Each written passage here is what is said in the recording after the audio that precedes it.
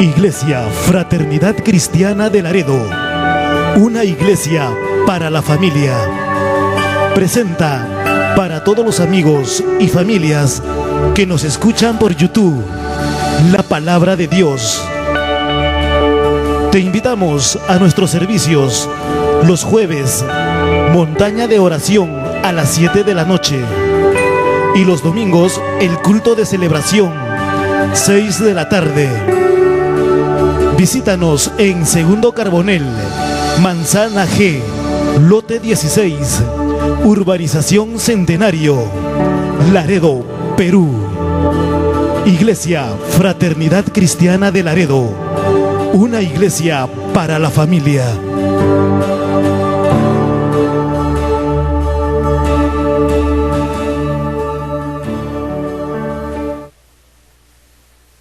Vamos a abrir nuestras Biblias en Hechos, capítulo 16, y conforme lo vamos encontrando nos ponemos en pie. Ellos dijeron, ahí está, ellos dijeron, cree en el Señor Jesucristo y serás salvo tú. A ver, repita conmigo. Ahí está, ve. Ellos dijeron, cree en el Señor Jesucristo y serás salvo tú y tu casa. Amén. Tomen asiento. Hay que estar atentos y en esta noche yo quiero hablar acerca de un tema que lleva por título ¿qué debo hacer para ser salvo? ¿Cómo se titula? Es una pregunta. ¿Qué debo hacer para ser salvo? Así que en esta noche vamos a responder esa pregunta.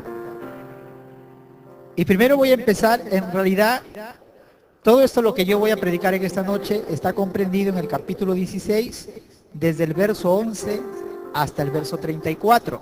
Es decir, conforme yo vaya hablando y enseñando, es como si usted hubiera leído y va a entender desde el verso 11 al 34.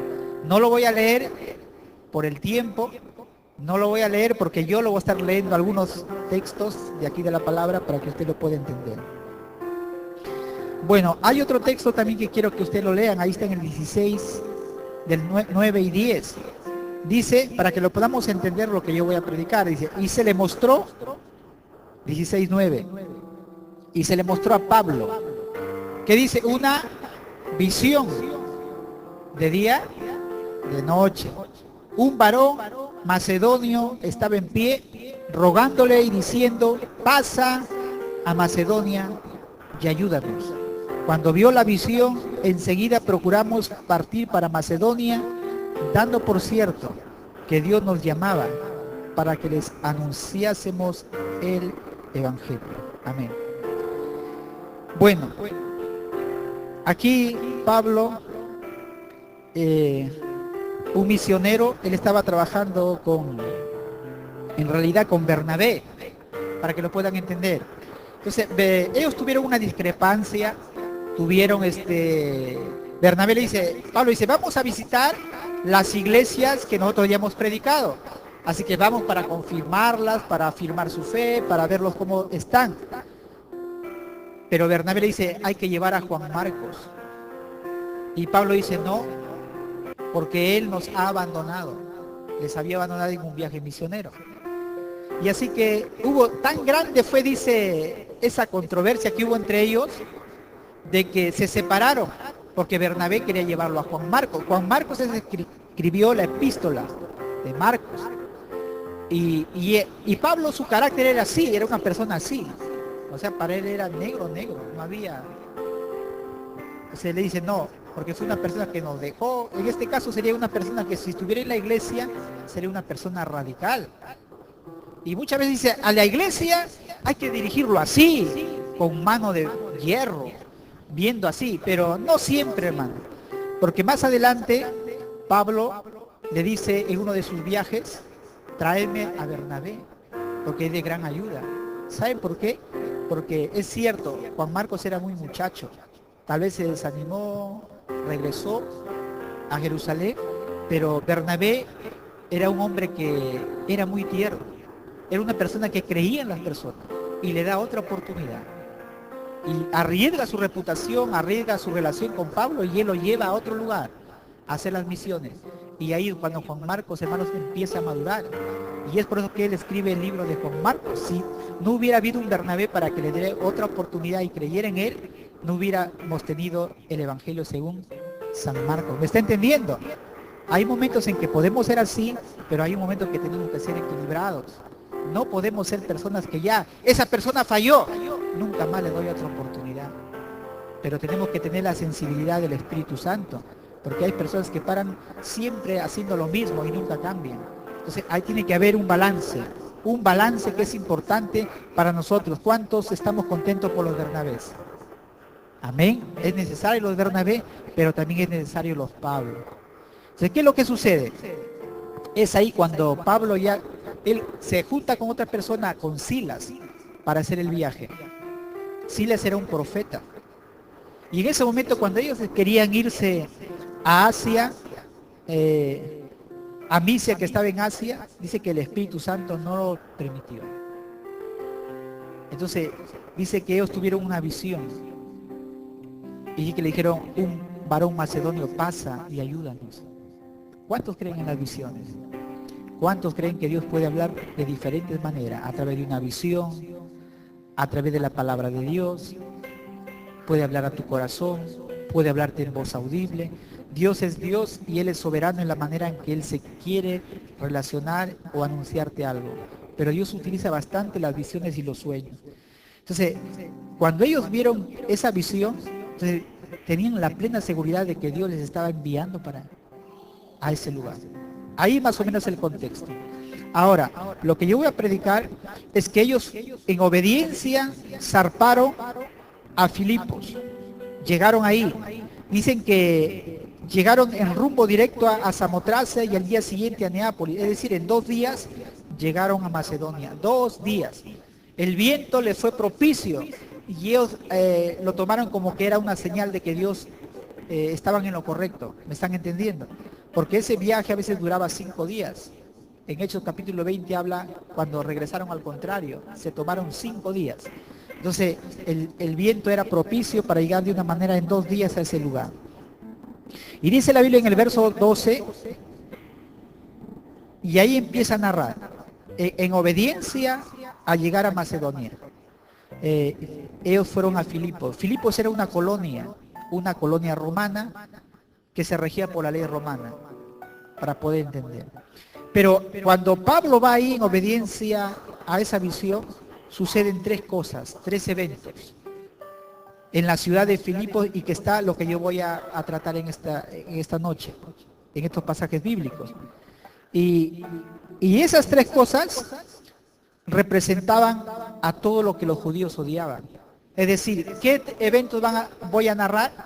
En primer lugar, habla de las mujeres. Segundo lugar, habla de esclavos. Tercer lugar, habla de gentiles. En ese orden. Y eso era lo que representaba a los que los judíos odiaban. Los judíos en realidad no tenían una buena... es más, una mujer no contaba. Cuando en la Biblia dice que había 5.000 personas que Jesús alimentó, ahí estaban contados solamente los varones, más no los hombres. Esa era la cultura judía. Cuando se formaba una sinagoga, tenía que haber 10 hombres. Las mujeres no contaban. Así hubiera 12 mujeres, no podrían abrir una sinagoga. ¿Me están entendiendo? O sea, no contaban en la cultura en aquel tiempo. Ahora, yo quiero decirles que en estos 3 eventos está demostrando el poder salvador de Jesús. Y Jesús se glorifica en estos 3 tipos de personas. Diferente cultura, de diferente lugar, de diferente concepto, de diferente pensamiento en cuanto a la persona de Dios. ¿Me están escuchando? Dios va a salvar a estos 3 tipos de personas. ¿Qué quiere decir eso? Que para Dios no hay nada imposible.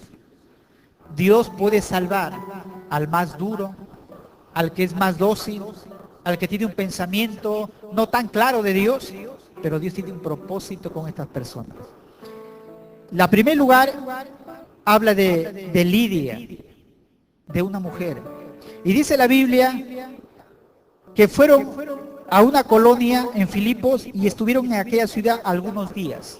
Es decir, Pablo llegó, no se sabe, llegó otra vez un lunes, un martes, no se sabe. Dice que estuvieron ahí algunos días.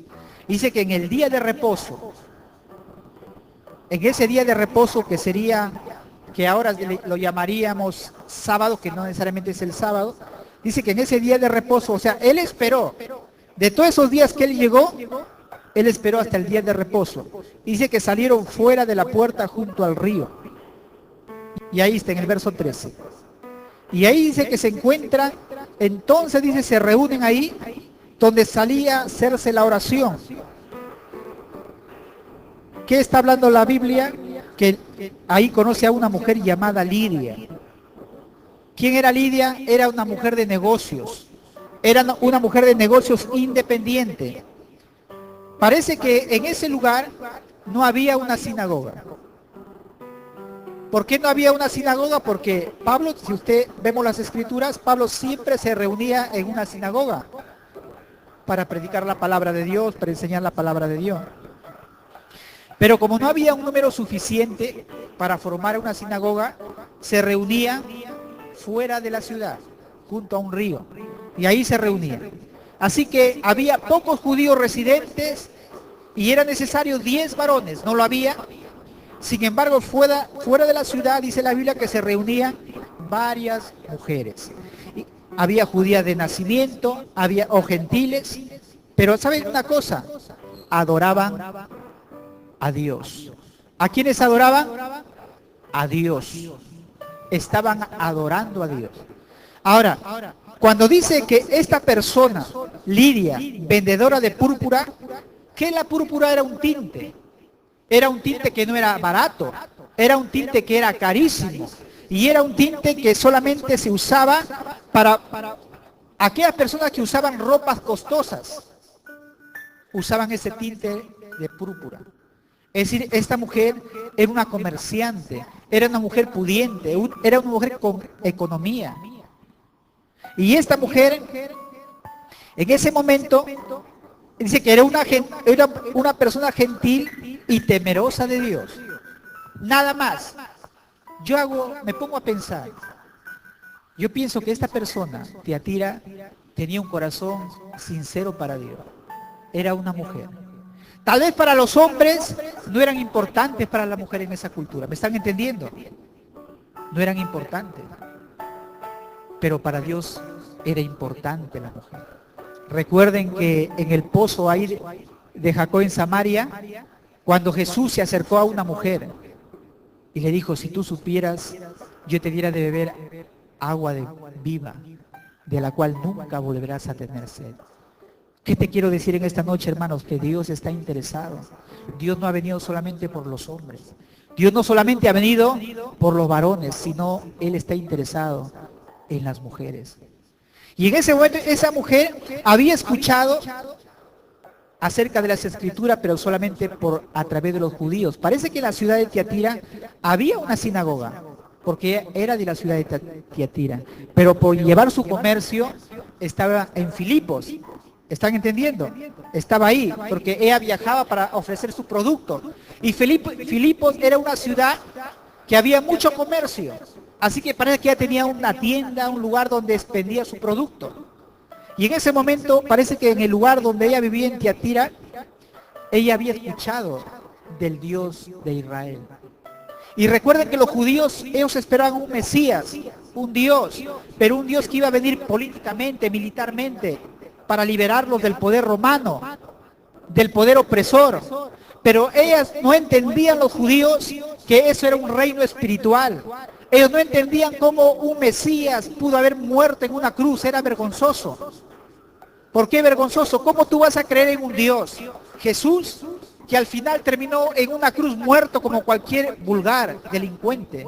Porque esa muerte era para lo peor, la calaña de delincuentes que había. ¿Me están entendiendo?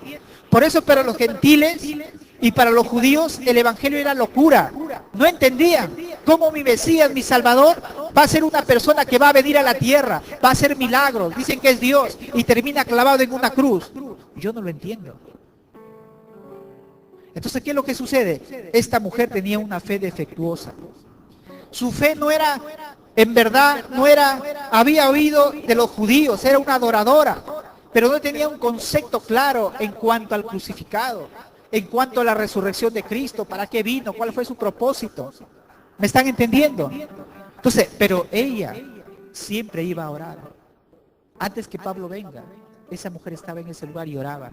Señor, yo quiero adorarte, yo quiero conocerte, yo quiero servirte, yo quiero adorar. Dime cómo yo puedo.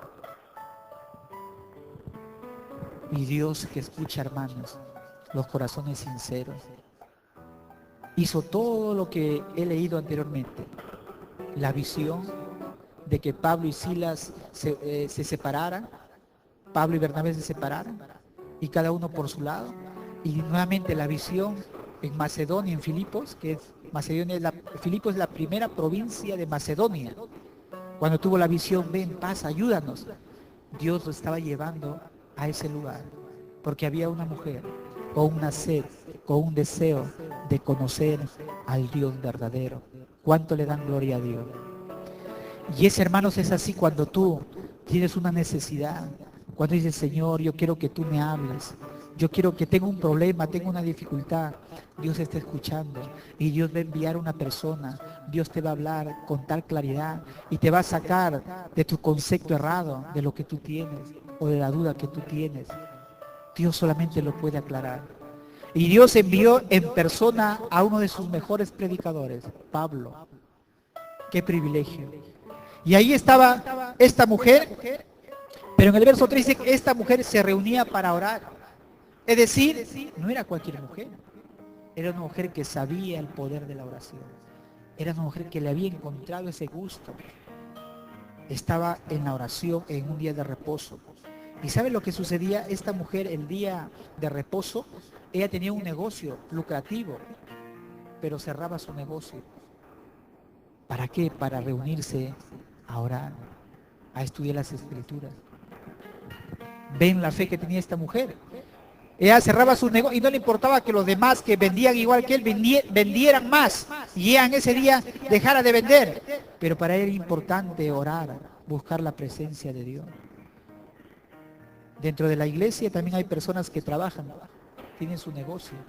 Y muchas personas dicen, no, pero el domingo se vende más. Es cierto. Pero cuando nosotros confiamos en Dios y dicen, Señor, voy a cerrar el domingo porque el domingo tengo que adorarte.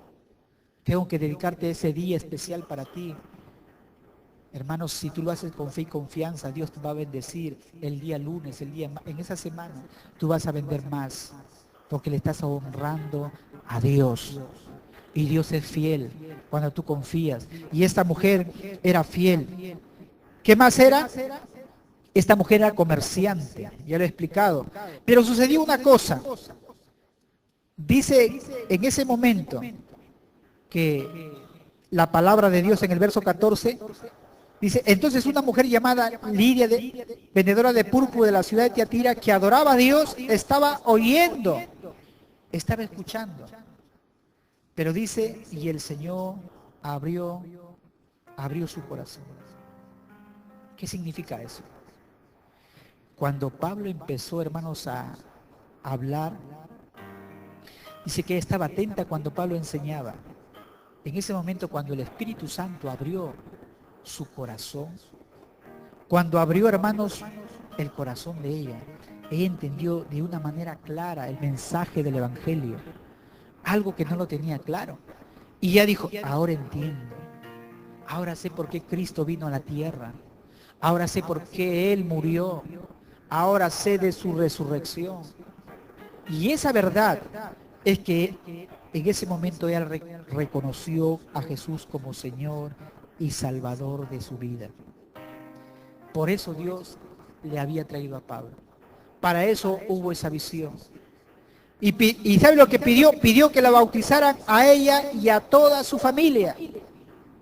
Era una persona independiente, era una mujer sola. Es decir, su familia, sus sirvientes y descendientes como tal vez su familia carnal que se dedicaban al trabajo.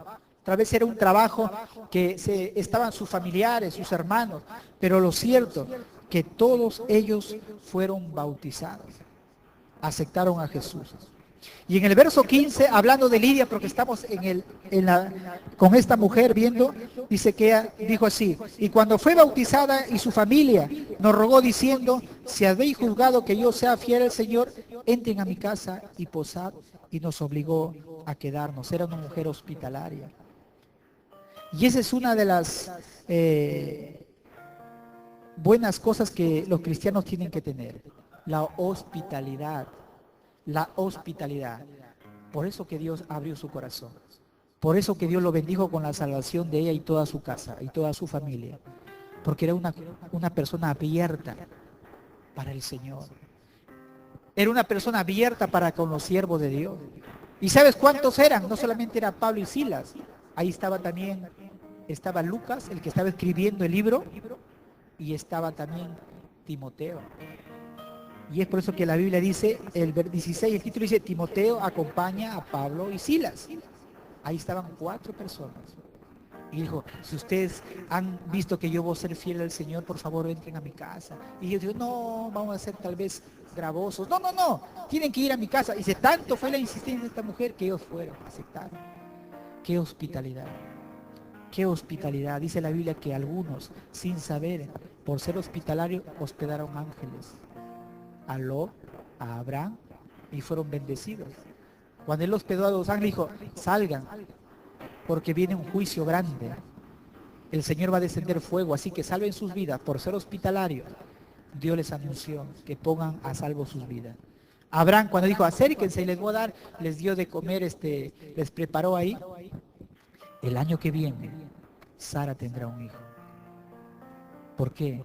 Por ser hospitalarios con las personas, con los siervos de Dios.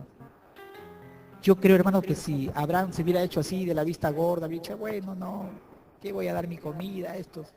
Hermanos, no hubiera hecho partícipe de ese milagro, ni tampoco a Lot. Desde cuán importante la hospitalidad con todos los que trabajan, con todos los que sirven a Dios. Es una gran, dice el que da un vaso de agua, dice, a mi profeta, recompensa de profeta recibiré. Y ahí está. Y esta mujer era una mujer hospitalaria. Qué tremenda mujer de Lidia, pero llegó la salvación para ella. Segundo lugar, hay otro caso. Cuando se salvó esa alma y se salvó esa familia, en realidad fue la primera convertida en Europa. A veces me hago la pregunta, ¿qué hubiera pasado si el Espíritu Santo no los hubiera permitido ir a Asia? ¿Saben quién es Asia? Ahí están los chinos, todo lo que los países de Oriente, esos son los asiáticos. Y ahí casi el Evangelio no ha avanzado. Pero en la parte de Europa, sí, Inglaterra, toda esa zona de Europa, toda esa parte es Europa. Y el Evangelio llegó ahí en el tiempo de Pablo, llegó hasta España, casi él quiso ir a España. Llegó a Roma, la capital del imperio. Entonces esa es Europa. Pero ¿qué es lo que sucedió? Cuando se formó, hermanos, prácticamente la iglesia en Éfeso, fue por Lidia, una de sus primeras convertidas, y su familia. Pero ¿sabe lo que sucede, hermanos, cuando la iglesia va creciendo? ¿Qué es lo que sucede cuando la gente se está convirtiendo? ¿Qué sucede cuando el Espíritu Santo empieza a tocar las vidas? La gente viene a la iglesia. La gente quiere consagrarse, la gente quiere servir a Dios, la gente quiere dejar su vida pasada. Hermanos, se levanta Satanás. Y ahí vemos en ese momento, en el verso 16, dice que aconteció que mientras iban a la oración, nos salió al encuentro una muchacha que tenía un espíritu de adivinación, la cual daba gran ganancia a sus amos, adivinando. Yo les he narrado el primer caso de una mujer llamada Lidia. El segundo caso es una mujer con un espíritu de adivinación. Dice que ellos estaban yendo a orar. Se iban siempre a orar a ese lugar, ahí a las orillas de ese río.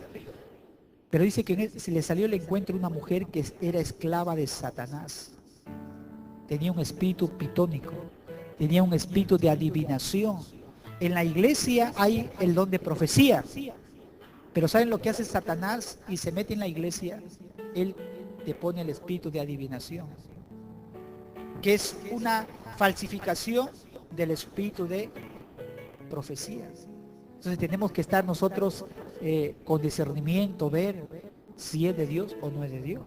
Por eso dice la Biblia, probar los espíritus. Y en ese momento esa mujer, que era esclava de Satanás, le daba gran ganancia a sus amos. Venía mucha gente, pensaban que esta mujer le anunciaban los dioses y le consultaban cualquier cosa. Y esta mujer les daba exacto todo lo que estaban pasando. Así que era un obrar satánico. Pero muchos dirán, no, pero esa mujer habrá sido esclava. Pero Satanás nos esclaviza a la gente a través de que, a través de los vicios, a través del pecado. Y hay muchas formas de esclavitud. Por ejemplo, hay personas que negocian con el sexo, con la pornografía, utilizan a los niños para cumplir sus propósitos. ¿No? Hay muchas cosas como Satanás puede, hermanos, esclavizar a la gente. ¿Cuántos han escuchado hoy día por internet? Hace una semana escuché que en Rusia ha surgido, todos los que están en internet, hay que tener mucho cuidado con sus hijos adolescentes. Hay un juego de la ballena azul, con 50 retos o desafíos que tiene que llevar el adolescente. Al último reto, 50, tiene que matarse, o sea, muere. Una niña fue allá en el 49, se cortó las venas, y estaba desangrándose ya. Y en ese momento sus padres, por un poquito, hermano, lo agarran y lo llevan al hospital y logran salvarlo. Dice que era la 49 ya. La 50 es quitarse la vida. Empieza con juegos tan sencillos, de retos que lo va haciendo el niño.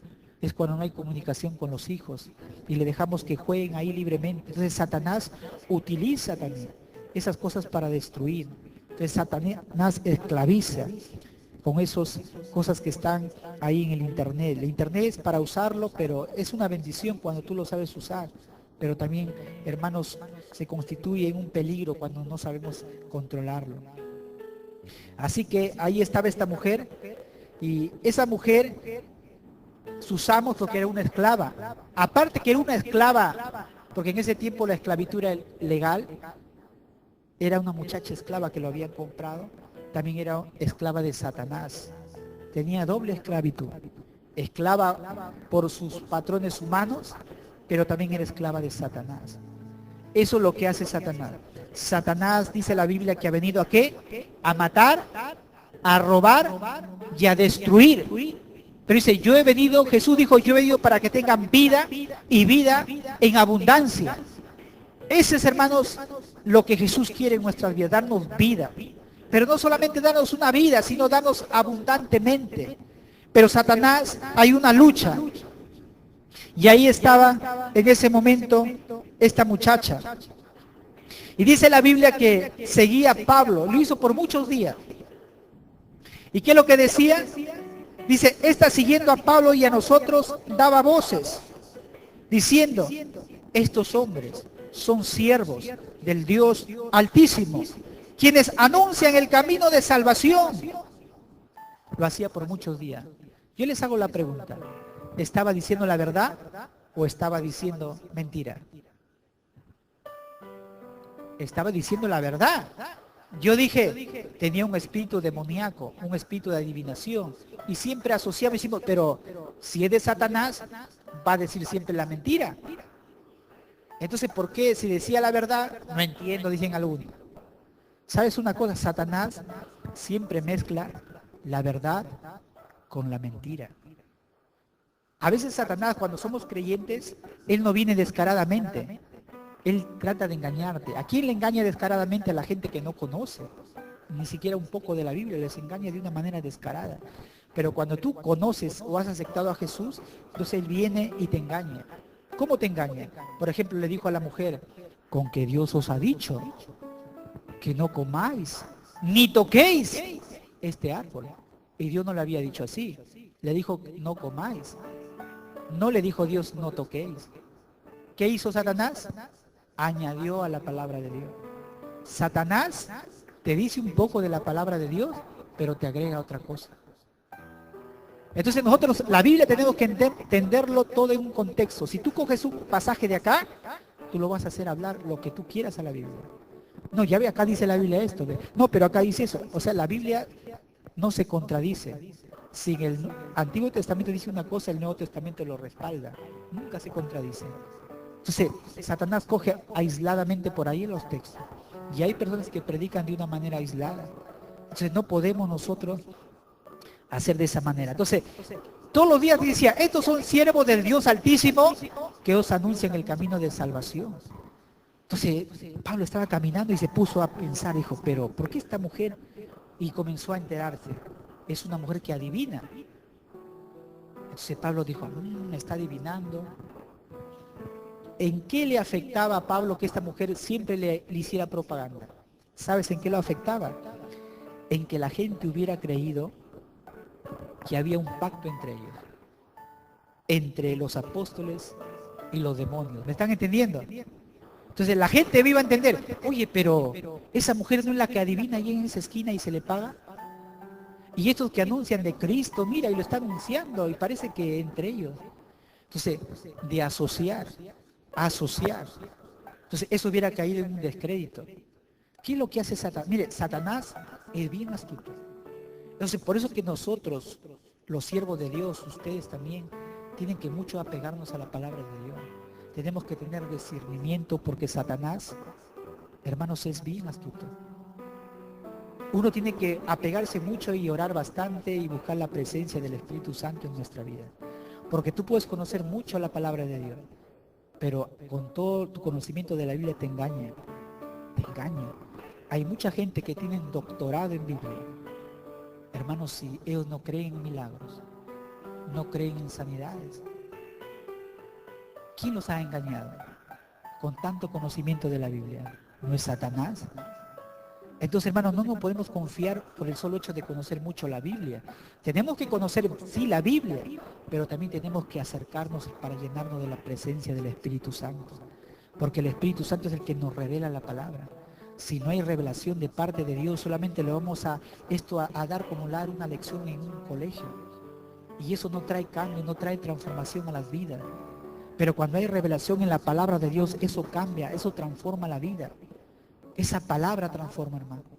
Esa palabra, porque el Espíritu Santo, cuando yo voy predicando, el Espíritu Santo va usando esta palabra para poder hablar a las conciencias, a los corazones, porque la palabra de Dios nunca vuelve vacía.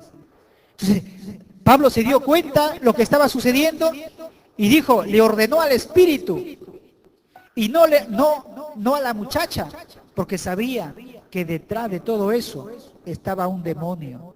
Dice, está siguiendo a Pablo, el 18, y esto hacía por muchos días, mas desagradando a Pablo, este se volvió y dijo al Espíritu, te mando, mire, le dijo al Espíritu, te mando en el nombre de Jesucristo que salgas de ella. Y acá hay una verdad, hermano. ¿Qué es lo que sucede nosotros como cristianos? Yo he visto cristianos que se pelean entre ellos. He visto cristianos que se pelean con los familiares. Se pelean. Y hermanos, eso no. La Biblia dice que nuestra lucha no es contra sangre ni carne. La Biblia lo dice, Efesios 6. Tu lucha no es contra sangre ni carne. No es contra huesos, no es contra un humano, dice Pablo. Tu lucha es contra huestes espirituales de maldad en las regiones celestes. ¿Qué quiero decir? Cuando Pablo no le dijo a la muchacha, ya muchacha, vete de acá. Le dijo al demonio, porque sabía que detrás de esa muchacha era ella esclava de Satanás. Le dijo, Satanás, en el nombre de Jesús, sal de ella. Y salió, hermano. Pero ¿qué hacemos nosotros? A veces nosotros peleamos entre nosotros. Peleamos con la persona que nos ha ofendido, esa desgraciada, esa sinvergüenza. Como cristianos, conociendo la verdad, entre comillas, y comenzamos a odiar. Esa es perversa, esa es mala, ¿por qué hace así? Esa mujer perversa. Hermano, no es esa persona. ¿Sabes quién es? Es Satanás, que controla a la gente, controla las vidas, controla a la gente que no lo conoce a Jesús. ¿Tú qué tienes que hacer? Tú tienes que atar a ese demonio que está tras de esa gente que no le conoce a Jesús. tú tienes más luz, tú tienes más revelación. Y un día delante de Dios, Dios te va a decir, ataste el demonio de la murmuración, ataste el demonio de la fornicación, del vicio de tu familia, porque detrás de todo es un demonio. Y nosotros, nuestra lucha no es contra nosotros. Y si nosotros en la iglesia pusiéramos en práctica eso, no estuviéramos, hermanos, entre nosotros peleando. Si no estuviéramos atacándolo a aquel que está detrás de la gente, utilizando, manipulando. Porque la gente es esclava del pecado. Pero ¿quién es el rey del pecado, el que hace a la gente los vicios? Es Satanás y sus espíritus demoníacos que están atando a la gente. Pero cuando tú vienes al conocimiento de la verdad, se te quita la venda y dices, yo lo que estaba haciendo está mal. Señor, perdóname. Ya no voy a hablar, ya no voy a fornicar, ya no voy a adulterar. Porque un demonio controla la vida de la gente. Y nosotros tenemos que atar a esos espíritus en el nombre de Jesús. ¿Está entendiendo la iglesia? Eso es lo que tenemos que hacer, hermano. Pero muchas veces atacamos a las personas. Y hermanos, a veces cargamos en nosotros ira, resentimiento, falta de perdón. Y cuando estamos orando al Señor, nuestra oración no llega a la presencia de Dios. Porque la Biblia dice que nosotros debemos amar a nuestros enemigos. ¿Por qué lo dice? Porque en realidad ellos no son nuestros enemigos. Nuestro enemigo es Satanás, hermano, que gobierna, el príncipe de este mundo. Él es realmente nuestro verdadero enemigo. Yo siempre, hermanos, esa verdad la he entendido. Yo he evitado de odiar y tanta gente, de hablar, porque sé que no son ellos. Es Satanás. Y contra él debemos luchar. Gloria a Dios. Así que este espíritu estaba ahí, Pablo lo echó, porque iba a causar estragos. Así, iglesia, hay muchas personas que se infiltran en las iglesias. ¿Cómo? Se infiltran en las iglesias y dicen de asociarse.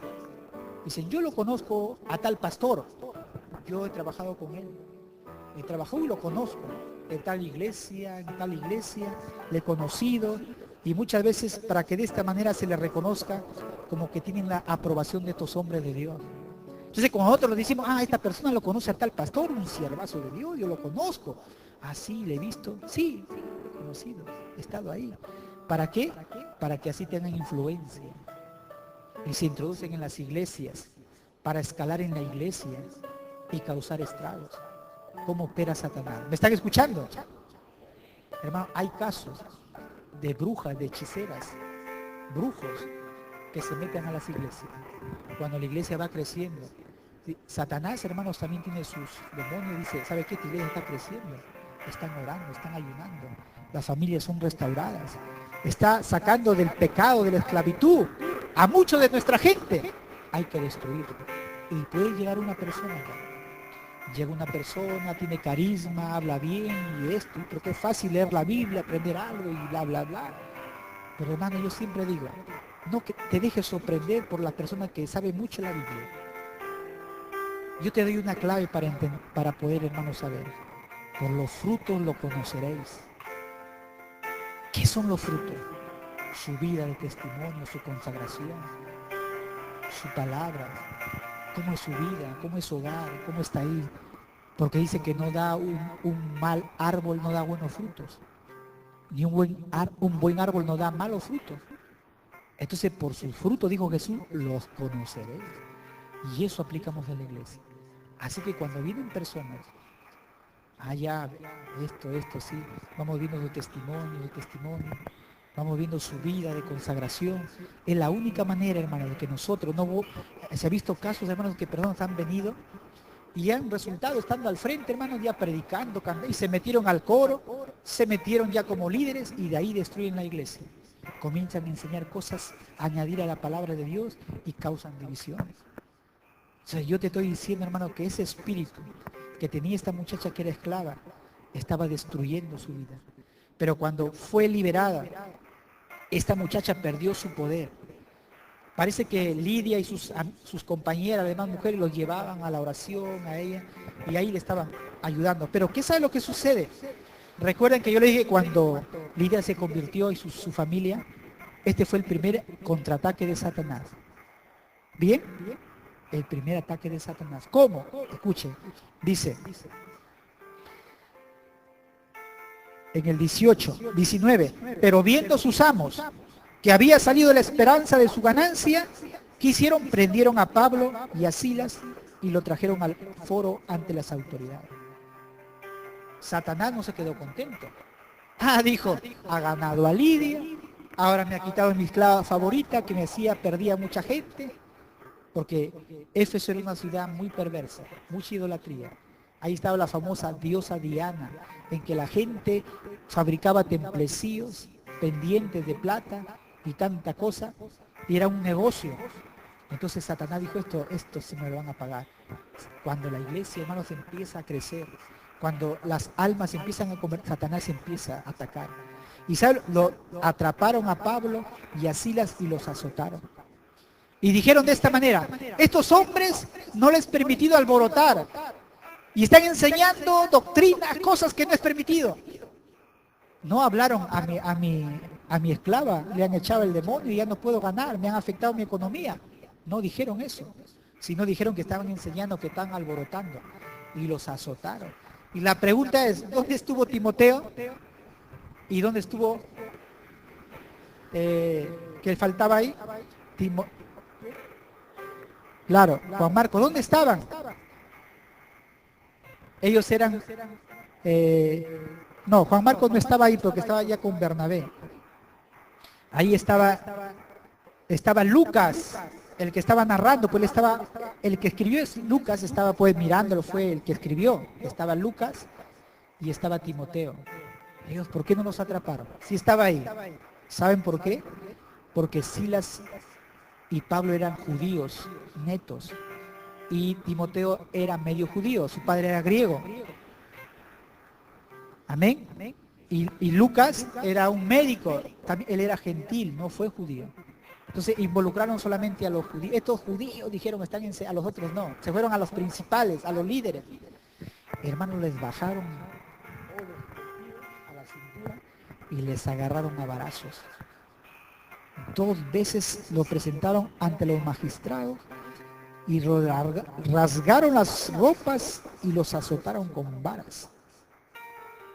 Satanás, yo creo que se regocijaba. A ver, vamos a ver si ahora van a predicar el evangelio. Vamos a darle una tunda, una maja para cerrarle la boca. Y dice que después de haberlos azotado mucho, los echaron en la cárcel, mandando al carcelero que los guardase con seguridad, el cual recibió este mandato. ¿Qué es lo que hizo? Los metió en el calabozo del adentro, lo más al fondo, y les aseguró los pies con cepo. ¿Qué significa eso? Cepo era un de madera que estaba agujereado, y ahí les metió las piernas. O sea, no podían cerrar las piernas, no podían separar las piernas, y estaban encadenados, aparte que estaban adoloridos. Y en las paredes había como una estaca, y ahí las cadenas amarrados. Hermanos, yo quiero que nosotros pensemos un momento cómo era la situación de Pablo. Pablo estaba incómodo. Imagina, no se podía echar acá porque estaba esa maderaza agarrándolo las piernas y echarse para acá. Tampoco no podía echarse porque las llagas de la espalda, las heridas que supuraban y estaban secando. Así que él no podía echarse así como nosotros porque la espalda estaba lacerada. No podía echarse boca abajo porque estaba las piernas, las cadenas en la pared. ¡Qué incomodidad! Dice la Biblia, bienaventurados si por mi causa os vituperen, os persiga diciendo toda clase de mal, alegraos y gozaos, porque vuestro galardón es grande allí en los cielos. Ahí estaba Pablo y Silas, estaban adoloridos, que les dolía todo, aparte esa cárcel al fondo. Aquí está nuestro hermano que es policía, tal vez si ha entrado a cómo es una cárcel, ¿no? Y la cárcel más al fondo, tal vez era antihigiénica, no es que le hagan limpieza, y oscura, tal vez húmeda, y había esos pericotitos que no faltan. Había tela por ahí, hermanos, y ellos ahí adoloridos, de frío y en el piso, encadenados, incómodos. Esa era la situación de Silas y Pablo por predicar el evangelio. Quiera Dios que, hermanos, Dios nos dé ese celo a nosotros por predicar de Jesús. Muchas veces podemos decir, ay, no, vuelta a ir a visitar, ir a enseñar, qué trabajo, eso debe hacer el pastor, porque yo lo voy a hacer. Pero hermanos, hay gran recompensa cuando cada uno de nosotros hacemos nuestra parte para extender el reino de Dios. Y ahí está el ejemplo de estos grandes hombres de Dios. Estaban sentados adoloridos ahí. Pero ¿sabe lo que sucede? Dice, pero a medianoche, orando Pablo y Silas. ¿Qué es lo que estaban Pablo y Silas? Estaban orando. Dice, y cantaban himnos a Dios.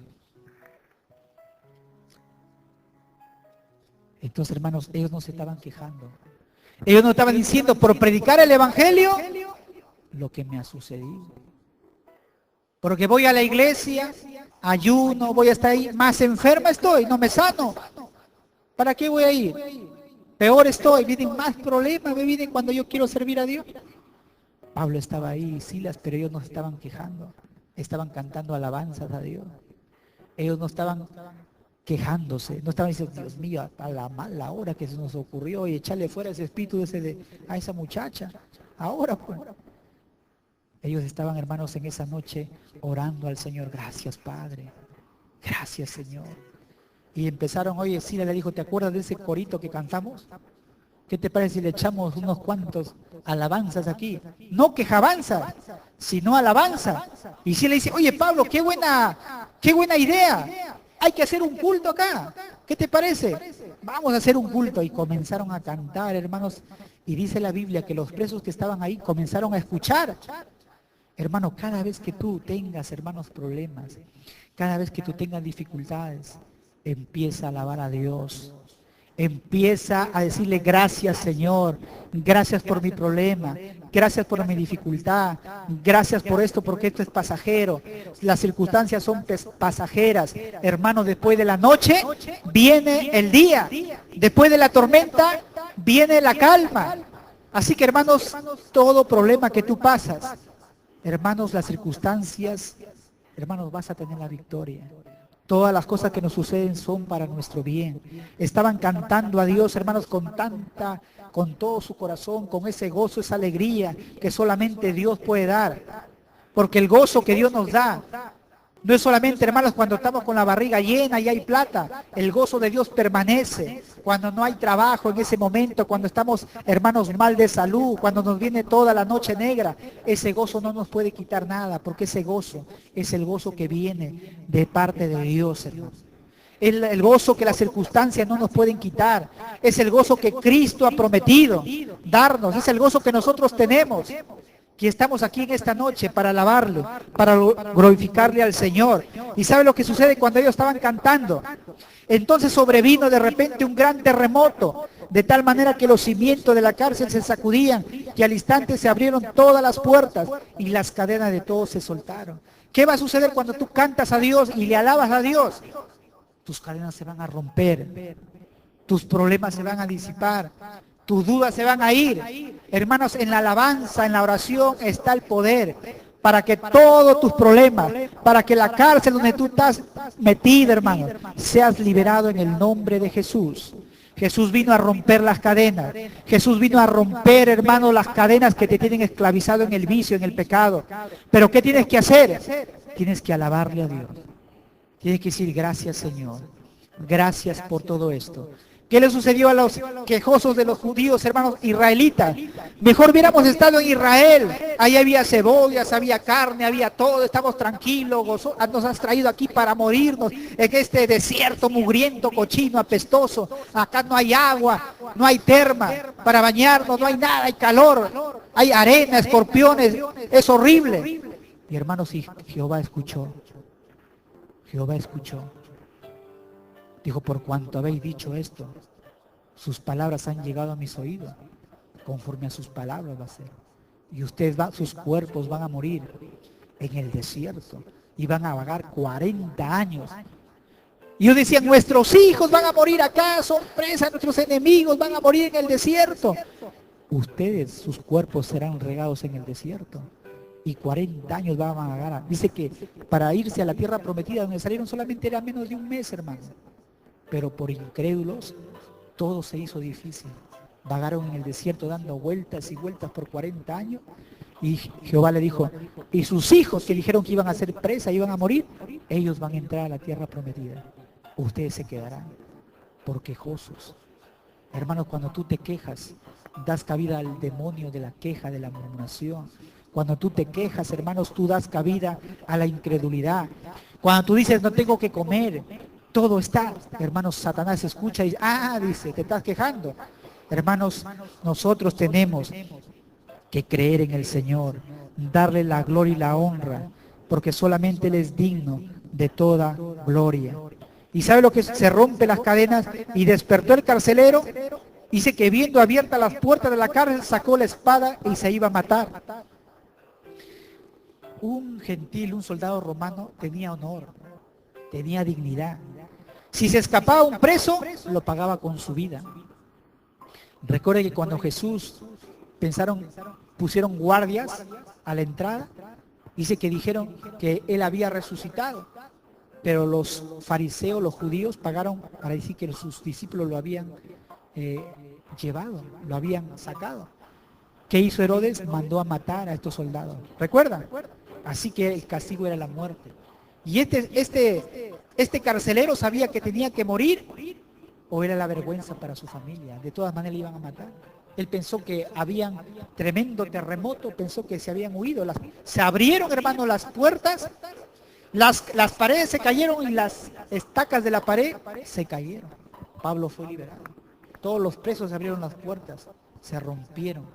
Hermanos, cuando interviene el poder de Dios, no hay cadena que pueda sujetar a un hijo de Dios cuando está en los propósitos de Dios. No hay cadena, no hay dificultad. Y en ese momento este hombre se iba a matar. Y Pablo le dice, aquí estamos todos nosotros. Le dice, le da un silbo, me parece. Aquí estamos. Dice, ¿quién me está llamando? Y alcanza la luz, hermanos, y lo vea. Aquí estamos todos. Parece que el testimonio, cuando ellos estaban cantando, todos los presos asociaron que la liberación había sido por el poder de Dios, de estos predicadores. Así que nadie se fue, todos estaban ahí metidos. Y este hombre entra adentro y le dice, mas Pablo clamó a gran voz diciendo, no te hagan ningún mal, pues todos estamos aquí. Él entonces, pidiendo la luz, se precipitó adentro y temblando se postró a los pies de Pablo y Silas y sacándolo le dijo, miren, él dijo, él ya sabía, él sabía por qué lo habían metido a la cárcel. Estos predican un tal Jesús, hablan de la vida eterna. Así que el carcelero ya sabía más o menos por qué estaban ahí. Y él le dice, ¿sabes qué? Y vio el terremoto también terrible. Entonces él dice, señores, ¿qué debo hacer para ser salvo? Esa es la pregunta más importante que tiene todo ser humano en esta tierra. ¿Qué debo hacer para ser salvo? ¿Qué pasa si yo muero? ¿A dónde pasará mi alma? ¿Habrá vida eterna? Y este hombre dice, ¿qué es lo que yo tengo que hacer para ser salvo? Y Pablo le dice, cree en el Señor Jesucristo y serás salvo tú y tu casa. Y dice, y le hablaron la palabra del Señor a él y a todos los que estaban en su casa. Es decir, le predicó. Le comenzó a predicar el Evangelio de una manera ordenada, sistemática. Y dice la Biblia, y él tomándolos en aquella misma hora de la noche, les lavó las heridas y enseguida se bautizó con todos los suyos. Parece que en el patio de la cárcel había un pozo. Y ahí este carcelero coge y comienza a lavar las heridas de ellos. Miren, hermanos, este hombre le lava las heridas y este hombre y su familia fueron lavados con la sangre de Cristo. Qué maravillosa figura. Qué maravilloso que toda su familia conoció la verdad. Y dice, llevándolos a su casa, les puso la mesa y se regocijó con toda su casa de haber creído a Dios. Cuando Pablo le predicó el Evangelio, le predicó, arrepentíos y bautícese cada uno para salvación. Y este hombre dijo, bueno, yo me bautizo. Y se bautizó. Hizo un banquete tremendo y se alegraron con toda su casa de haber creído a Dios. Yo les hago una pregunta, hermano. ¿Se acuerdan que a un principio Pablo tuvo una visión? Y le dice, un varón le dice, venga, pasen, ayúdenos. Y Pablo se dio cuenta, dijo, no importa los varazos, no importa los golpes, pero Dios nos ha traído a este lugar, nos ha guiado el poder del Espíritu Santo ¿Para qué?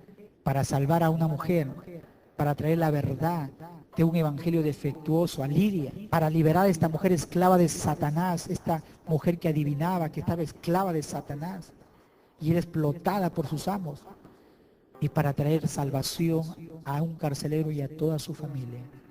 Y esta fue la primera iglesia en Éfeso. Hermanos, nosotros, cada vez que nosotros buscamos la presencia de Dios, decimos, Señor, usa mi vida. No importa las circunstancias. No importa que las circunstancias se levanten contra mí. Y eso vaya desde ya los que están trabajando, hermanos, de discipular, de enseñar la palabra de Dios. Que Satanás nuevamente se levanta, pero no es para temerle, hermano. Si no hay batalla, escúchame bien, si no hay batalla, no hay victoria. Si no hay lucha, tú nunca vas a ver el poder de Dios obrando a favor de tu vida. Cuando la iglesia está seca, apática, está ahí, no hace nada, no evangeliza, no está para allá moviéndose, predicando, no hay nada. Pero tú cuando comienzas a moverte, hermanos, vas a ver el mover de Dios a tu favor, a tu familia, en tu economía, en tus finanzas, en tu salud, vas a ver la mano de Dios a tu favor. Satanás te va a querer oprimir, pero tú vas a ver la gloria de Dios. ¿Cuántos aplauden al Señor en esta noche?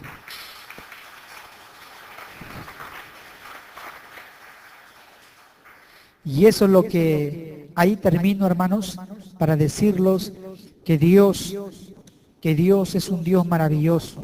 Que Dios, hermano, si nosotros buscamos al Señor, si nosotros le creemos al Señor, el Señor va a hacer algo grande, hermanos. Entonces, fe es aquel que se atreve a tocar, como de esta mujer. Si tan solo tocare el borde de su manto, yo seré sana. ¿Se dan cuenta? Hermanos, es la fe, es la fe. La fe que tuvo Abraham, y nosotros somos hijos de Abraham por la fe. ¿Cuántos hermanos le creen a Dios? Hay esta mujer, hermano, hay espíritus, hay demonios que, hermanos, tratan de detener nuestro avance en el reino de Dios. Tú tienes que caminar a través de los problemas y las dificultades a través de la fe. Fe en la palabra de Dios. Apropiarte de lo que Dios ha dicho y creerle a Dios. Creerle a Dios. Así que si tú en esta noche, hermanos, quieres que Dios obre en tu vida, Dios lo va a hacer conforme a tu fe sea hecho.